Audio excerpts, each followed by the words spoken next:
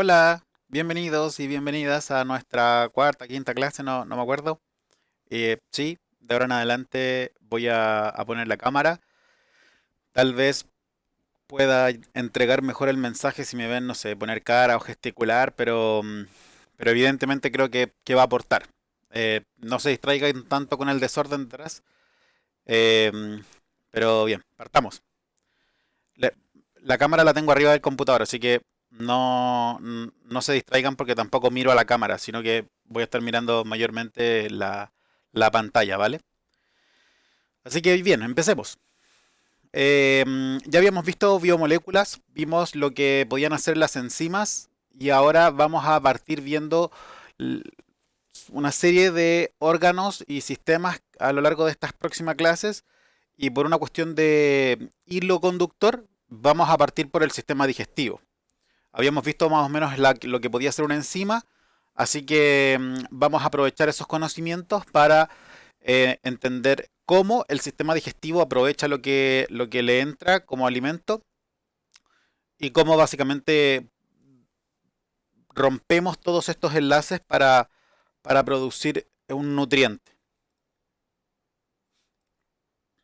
Entonces, el objetivo de hoy es conocer los órganos y las funciones implicadas en la digestión, cómo se absorben los nutrientes, que obviamente provienen de la dieta.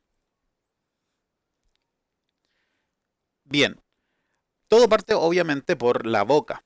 Aquí tenemos un corte, creo que es transversal, no estoy seguro, sagital. Ya, bueno, tenemos un corte en la que podemos ver básicamente cómo es la boca y la garganta por el costado.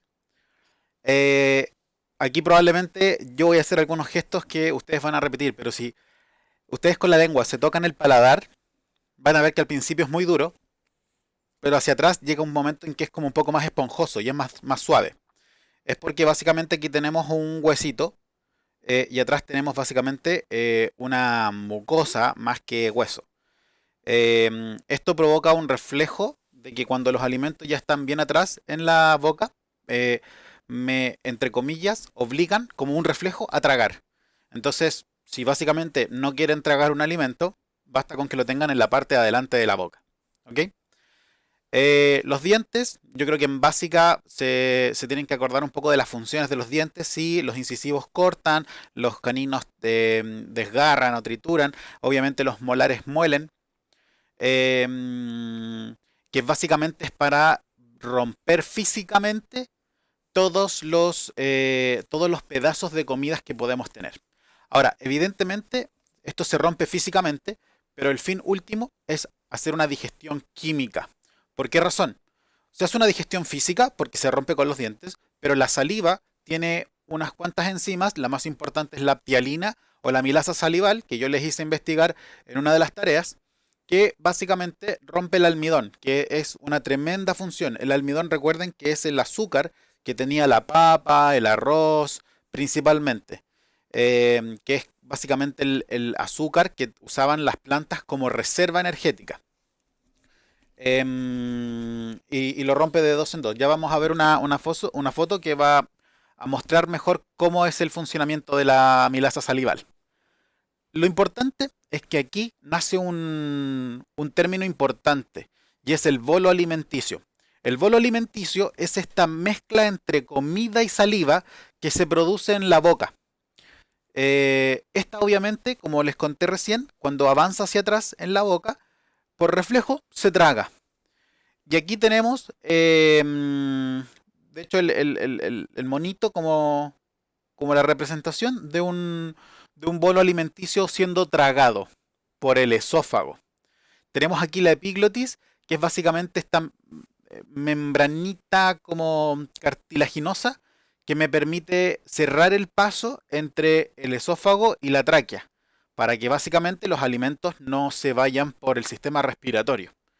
Eh, Obviamente esto es importante porque va a ser la parte que me va a estar obligando a no poder respirar mientras trago. ¿Sí? Si no han hecho el experimento, traten de respirar mientras tragan. No pueden. ¿Sí? O traten de tragar saliva mientras respiran. como que no se puede. Bueno, eh, esto es importante y es que la tráquea está encima de la garganta. Lo primero que uno toca acá puede ser la tráquea, que si bien es un poco más dura que el esófago, se puede presionar. Entonces, si ustedes se tocan a la garganta, lo primero que van a afectar es el paso de aire a los pulmones. Y detrás, con una musculatura un poquito más suave y digámoslo como plana, como más plástica, está el esófago detrás. Bien, ¿cómo funciona la milasa salival? Esta enzima que está en la boca. Toma el almidón, que es este polímero de azúcares, y los corta de dos en dos. ¿Sí? Obviamente vuelve básicamente un azúcar muy complejo en azúcares mucho más simples, usando agua. Y es por eso que también se aprovecha, porque la saliva es un 98% agua, más o menos. Bien, metámonos entonces al sistema digestivo. El tubito, como yo les dije, nuestro bolo alimenticio va a ir por el esófago. El esófago tiene dos capas de músculo, de un músculo liso. Eso significa que nosotros no lo podemos controlar. Es automático el movimiento que ellos tienen, las contracciones que ellos tienen. Así que mientras yo trago, estos músculos que se van moviendo como rítmicamente provocan que las paredes del esófago hagan como un movimiento rítmico, ¿ok? Como unas ondas. Estos se llaman movimientos peristálticos y provocan que el bolo alimenticio pueda ir moviéndose hacia el estómago. ¿Por qué necesitamos estos movimientos? Siendo que básicamente por la gravedad el alimento podría caer al estómago. Primero, es porque necesito que vayan pausadamente y no de golpe. Segundo, porque esto me permite poder comer alimentos de costado e incluso boca abajo. em, y me asegura un cierto ritmo de entrada de alimentos al estómago em, de forma controlada, por así decirlo. Em, Eso es lo importante del esófago. Tiene dos recubrimientos de musculatura lisa que en sus movimientos provocan estos movimientos que se llaman movimientos peristálticos. Ese es el tubito del esófago. Bien, vámonos probablemente al punto importante del sistema digestivo, o al menos el órgano al menos más conocido, que es el estómago. Primero, lo importante del estómago es que tiene dos válvulas. Tiene una válvula de entrada y una de salida, que son como membranitas que se abren y se cierran. La que conecta con el esófago se llama cardias, la que conecta con el intestino delgado se llama píloro. Lo importante de esto es que básicamente regulan la entrada y la salida de alimentos desde y hacia el estómago. Las personas que tienen reflujo o que tienen bulimia, se ha visto que tienen un cardias tremendamente desgastado por la acidez. Y, y es síntoma como que de ir perdiendo esta elasticidad de la válvula que provoca que cada vez haya más reflujos, más reflujos, más reflujos. Em, Obviamente, se conoce el estómago por su secreción de jugos gástricos, de ácido clorhídrico básicamente, el cual baja el pH, o dicho de otra manera, sube la acidez. Tenemos que recordar, no sé si lo saben en química, pero cuando uno baja el pH, desde 7 a 1, por así decirlo, bajo 7 estamos hablando de pHs ácidos, sobre todo bajo 4 y 5. ¿Por qué el estómago hace esto? Primero, porque existen un montón de enzimas, la tripsina y la pepsina, las más comunes y famosas, que necesitan este pH ácido para poder funcionar. ¿Cuál es su función? Digerir proteínas. Eh, por lo tanto, acá en el estómago, principalmente vamos a hacer la digestión de las carnes, de las legumbres, y es por eso que normalmente cuando alguien come mucha carne siente o siente saciedad, y es porque el hambre nace a partir de tener el estómago vacío. Si se tiene el estómago vacío, se va a provocar la sensación de hambre. Por lo tanto, un pedazo de carne adentro del estómago, sobre todo si está mal cortado o mal masticado o mal preparado físicamente, va a estar en el estómago un buen tiempo. Por lo menos puede estar fácilmente un par de horas. Por lo tanto, está la sensación de que un pedazo de carne hacía más que muchas verduras. Acá, con la mezcla entre los jugos gástricos y la digestión de proteínas, el bolo alimenticio se pasa a llamar quimo. Dependiendo si lo ven en inglés o en español, lo pueden encontrar con Q o con K, pero da lo mismo. En el fondo se llama quimo igual. Em, Paralelamente, el jugo gástrico sirve como defensa del sistema inmune, ya que nos permite limpiar o barrer o degradar todas las bacterias que puedan estar en los alimentos que yo como. No se trata de que yo pueda y sea inmune a comer tierra, sino que se trata de que si hay alguna bacteria que ando dando vuelta, no sé, en el jugo, en la carne o en una ensalada, hay una alta probabilidad de que se muera en el intestino, perdón, en el estómago. Obviamente, cuando nos enfermamos de la guata o del estómago, es producto de que una bacteria lo más probable es que haya burlado o no se haya muerto en esta etapa. Y también haya sobrevivido a la digestión en la saliva. Bien, entonces, puntos importantes del estómago es ácido para que funcionen sus enzimas tripsina y pepsina.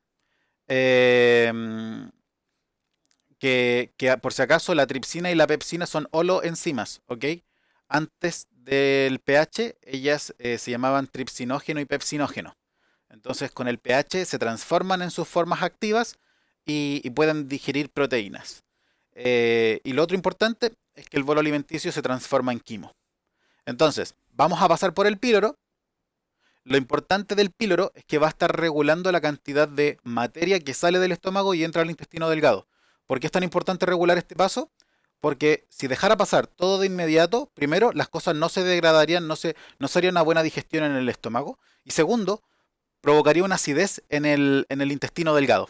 Entonces tengo que dejar pasar de a poco para que no haya una acidez extrema en el intestino delgado que no está preparado para recibir tan fuerte una descarga ácida.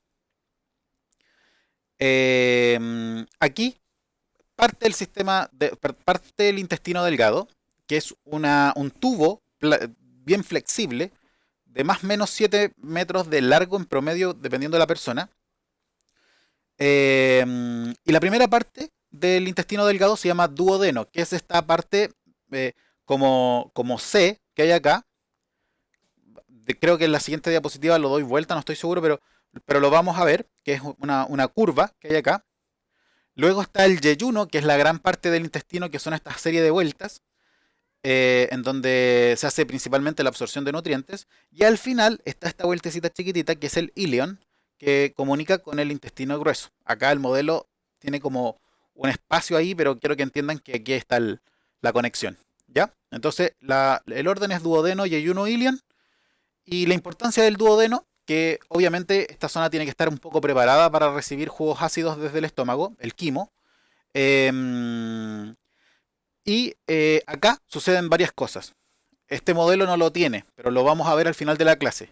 El páncreas vierte el jugo pancreático que produce y el jugo pancreático se va a encargar de digerir más proteínas, de digerir proteínas y transformarlas en pedacitos más pequeños, aminoácidos incluso ciertos y otro tipo de carbohidratos y lo importante es que se va a encargar de emulsionar o de digerir lípidos.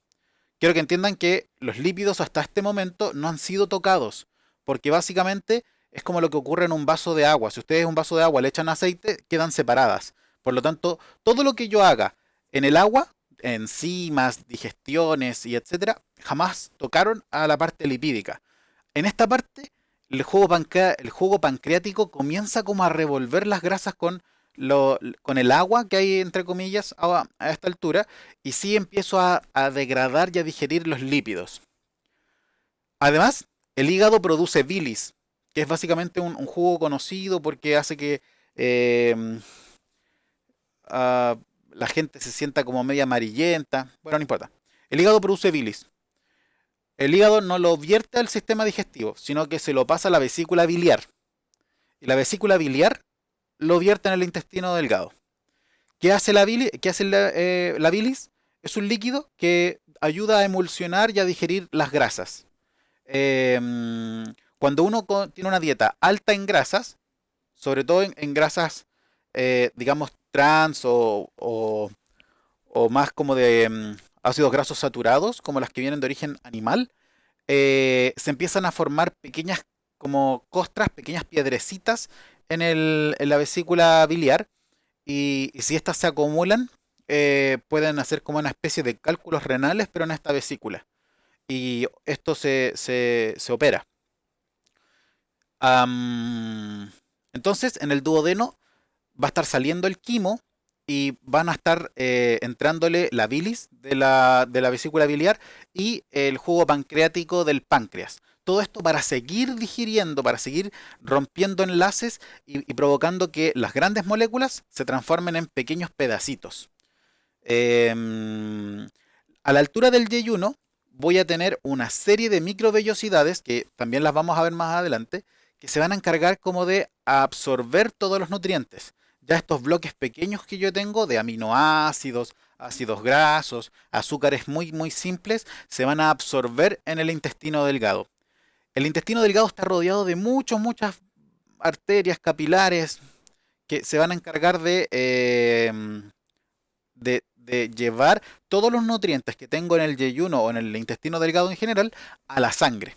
Por lo tanto, aquí yo sí realmente estoy absorbiendo nutrientes.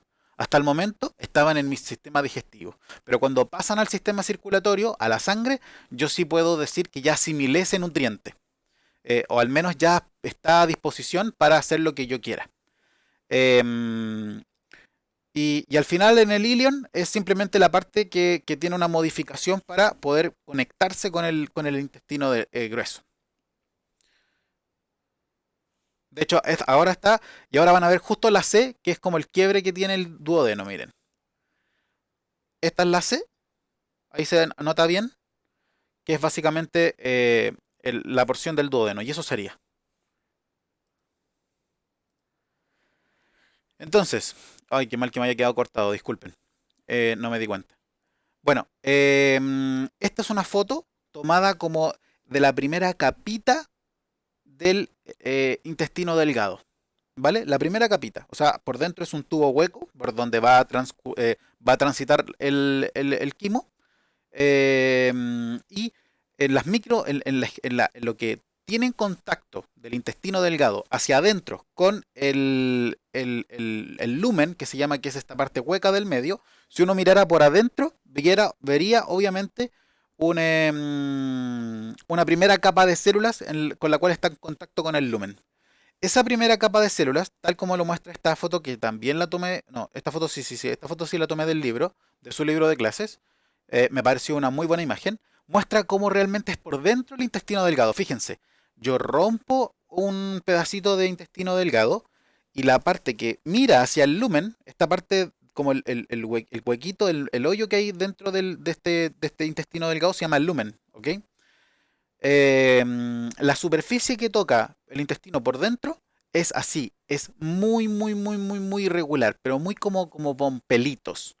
Esos pelitos no son cilios, no son flagelos, no son pelos, son microvellosidades. ¿Por qué existen las vellosidades o las microvellosidades? Es una cuestión de física básica. Si, imagínense yo tuviera una plataforma plana y yo absorbiera nutrientes, básicamente absorbería lo que me alcance a absorber. Pero si yo hago un hoyito, yo hago que aquí se junte como algo de comida y pueda absorberla porque se va a demorar más tiempo en pasar. Ahora imagínense que yo tengo un ciclo de zigzag de sube y baja, por lo tanto yo voy a demorar más aún el paso de la comida y voy a aprovechar más todavía los nutrientes. Entonces es un asunto de las vellosidades, son un asunto de aumentar la superficie de contacto entre el intestino y la comida, para que así hayan muchas oportunidades de las cuales yo pueda absorber los nutrientes y pasárselos a la sangre. Que si me creen, aquí abajito de estas células que hay acá, esta es una célula, todo esto es una célula. Abajito ya están los capilares captando todos los nutrientes. Bueno, ahora vámonos al intestino grueso. Bien, el intestino grueso tiene tres partes. Esto es la vista trasera, ¿ok? Estamos viendo un intestino, o sea, un sistema digestivo desde atrás. O sea, le estamos viendo la espalda a la persona. La primera parte se llama colon ascendente, trascendente y descendente, o transverso, colon transverso, y descendente. Son las tres partes del intestino delgado. Cuando entramos, el quimo se transforma a kilo en el intestino delgado. ¿Por qué se transforma? Porque básicamente le quitamos nutrientes principalmente, aminoácidos, azúcares y grasas. Ah, sí.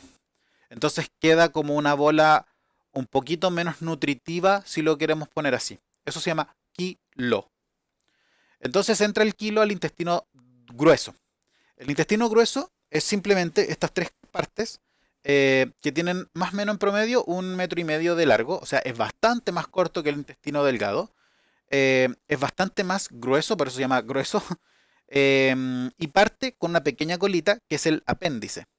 El apéndice fue un órgano que ocupamos evolutivamente para guardar ahí ciertas semillas o los ollejos de las semillas que nosotros comíamos, como el ollejo de los porotos, de los granos de trigo, el arroz, etcétera.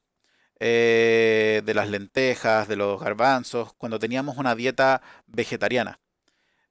Hoy en día ese órgano ya no es necesario, pues por eso que se está atrofiando y se piensa que en miles de años más la especie humana ya no va a contar con esto. El problema es que sigue manteniendo su función, pero ya es inútil, o sea, no aprovechan más nutrientes, no se almacena comida, no se guarda nada, sino que a veces van entrando restos de alimentos y eso puede provocar una cierta infección y se inflama eh, y provoca la famosa apendicitis. Y si no se trata esta inflamación del apéndice, puede reventar y generar una inflamación de todos los tejidos que estén alrededor, que es básicamente el peritoneo, por lo tanto va a haber una peritonitis. Y eso va a provocar una tremenda inflamación y es un riesgo vital. Así que normalmente las personas que tienen una apendicitis y les molesta, como, insisto, estamos viendo a una persona de espalda, el apéndice está como a la altura de cuando empieza la guata, pero al lado derecho.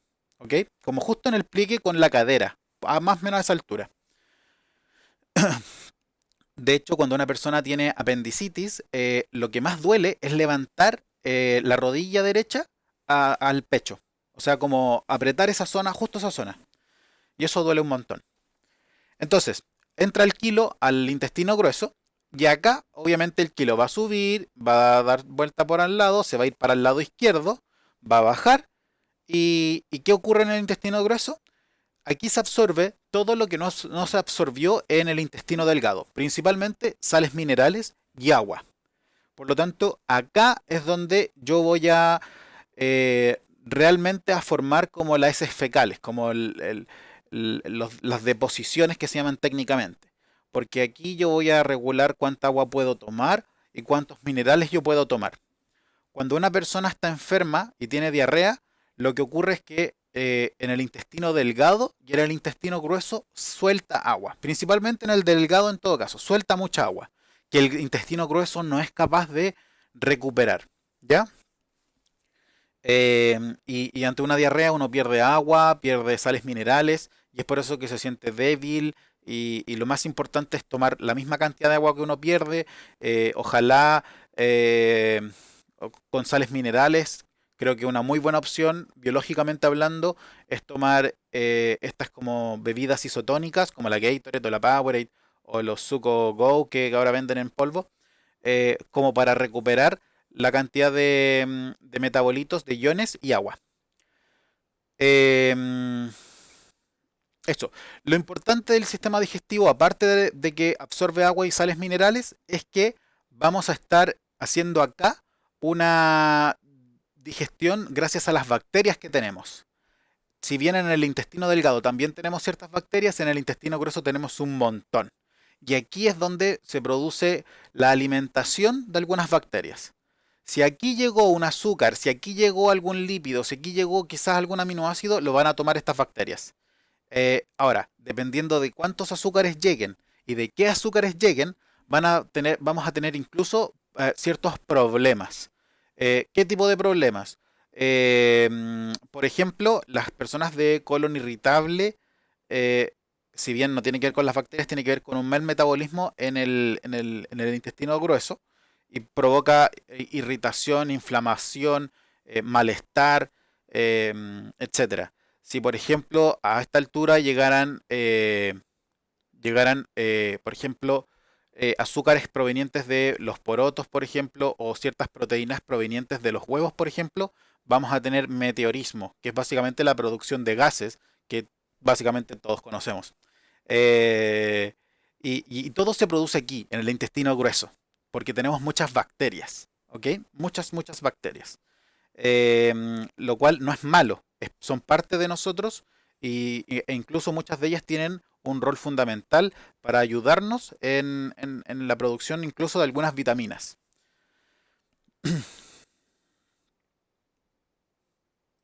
Bueno, y finalmente tenemos el recto, que es esta parte como el saquito que está al final, que es donde se va a almacenar finalmente y se van a almacenar por cortos periodos de tiempo las heces fecales que van a ser expulsadas por el ano, que es básicamente la última válvula, por así decirlo, válvula, o esfínter, mejor dicho, que va a estar regulando la salida, obviamente, de estas deposiciones.